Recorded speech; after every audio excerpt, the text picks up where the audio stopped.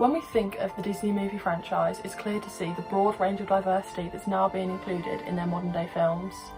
But it's important to question how long it's taken for it to get to this point and how much more work still needs to be done. With Snow White and the Seven Dwarfs being the first movie to be released by Disney in 1937, this was the beginning of a pattern. Disney only released films with white characters with arguably the same generic plot of a princess or a female character waiting for their prince or a male protagonist to come and save them. This pattern was consistent until the release of The Jungle Book in 1967. Although the release of this film could be seen as a step in the right direction for Disney to include more cultures within their films, viewers have since pointed out the issues within it.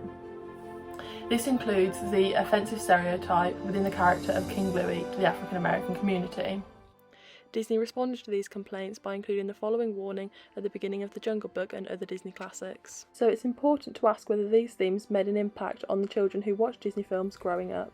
I didn't really notice the lack of diversity in the Disney films when I was younger. Maybe that's because I could relate to how the princesses looked, but looking back on it, I've realised how much Disney films didn't really include any diversity, and since watching the Moana and Encanto movies, it's more about women empowerment and including different cultures into the films, and it's not just women being saved by men, it's now women can do things on their own.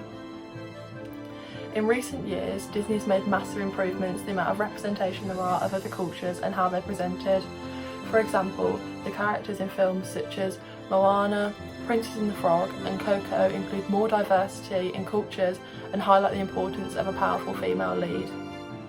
In future films released by Disney, it will be interesting to see more integration of different cultures within films to show the unity and the power that can come from communities coming together.